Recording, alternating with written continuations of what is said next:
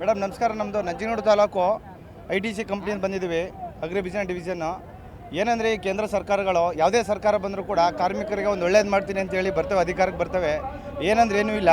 ಇವಾಗೆಲ್ಲ ನಮ್ಗೆ ಸಂಬಳ ಸಿಗ್ತಾ ಇರೋದಲ್ಲ 18,000 17,000, ಮಿನಿಮಮ್ ವೇಜಸ್ 32,000 ಮಾಡಬೇಕು ಅಂತ ಒತ್ತಾಯ ಮಾಡ್ತಾಯಿದ್ವಿ.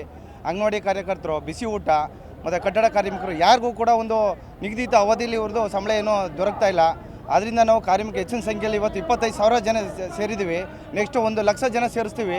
ದಯಮಾಡಿ ಮುಂದಕ್ಕೆ ಯಾರು ಕೇಂದ್ರ ಸರ್ಕಾರ, ರಾಜ್ಯ ಸರ್ಕಾರಗಳು ಎಚ್ಚೆತ್ಕೊಂಡು ಕಾರ್ಮಿಕರಿಗೆ ಒಳ್ಳೆ ನೀತಿ ನಿಯಮಗಳನ್ನ ತಂದು ಒಂದು ಒಳ್ಳೆ ಉದ್ಯೋಗಗಳನ್ನ ಕೊಡಬೇಕು ಅಂತ ನಾವು ಆಚರಿಸ್ತೀವಿ. ಈಗ ಒಂದು ಉದ್ಯೋಗನೂ ಕೂಡ ಸಿಗ್ತಾಯಿಲ್ಲ. ಎಲ್ಲ ಗುತ್ತಿಗೆ ಕಾರ್ಮಿಕರು, ಕಾಂಟ್ರಾಕ್ಟ್ ಕೆಲಸಗಳು, ಒಂದು ತಿಂಗಳು ಮಾಡೋ, ಒಂದು ತಿಂಗಳು ರಜೆ ತಗೋ, ಮತ್ತು 12 ಅವರ್ ಮಾಡ್ತಾಯಿದ್ದಾರೆ. ಈಗ 12 ಅವರ್ ಡ್ಯೂಟಿ ಆಗ್ತಾಯಿಲ್ಲ, ಒಬ್ಬ ಮನುಷ್ಯನಿಗೆ ದುಡಿಯೋಕೆ ಆಗ್ತಾಯಿಲ್ಲ. ಅದರಿಂದ ದಯಮಾಡಿ ಕಾರ್ಮಿಕರಿಗೆ ಒಂದು ಒಳ್ಳೆ ಉದ್ಯೋಗ ಕೊಟ್ಟು ಅವ್ನಿಗೆ 8 ಅವರ್ ಡ್ಯೂಟಿ ದುಡಿಯಂಗೆ ಮಾಡಿ 32,000 33,000 ಕನಿಷ್ಠ ವೇತನ ಮಾಡಂಗೆ ಈ ಸರ್ಕಾರಗಳು ಎಚ್ಚೆತ್ಕೋಬೇಕು. ಯಾವ ಸರ್ಕಾರ ಬಂದರೂ ಇಷ್ಟೇ. ದಯಮಾಡಿ ಇದನ್ನು ಒತ್ತಾಯ ಮಾಡಿ ನಾವು ATC ಸಂಘಟನೆಯಿಂದ ಮಾತಾಡ್ತಿದ್ದೀವಿ. ಮಾದೇವು ಮೇಡಮ್, ಯಾವ ಸರ್ಕಾರ ಬಂದರೂ ಅದೇ ರಾಗ ಅದೇ ಹಾಡು ಮೇಡಮ್, ಯಾವುದು ಚೇಂಜಸ್ ಇಲ್ಲ. ಈಗ ನೆಕ್ಸ್ಟು BJP ಇತ್ತು, ಈ ಸಲ ಕಾಂಗ್ರೆಸ್ ಬಂದರೆ ಒಳ್ಳೇದಾಗುತ್ತೆ ಅಂತ ಹೇಳಿದ್ರು. ನಾವು ಕನಿಷ್ಠ 10ರಿಂದ 15% ವೋಟ್ ಮಾಡಿದ್ದೀವಿ ನಾವು ಕಾರ್ಮಿಕರು.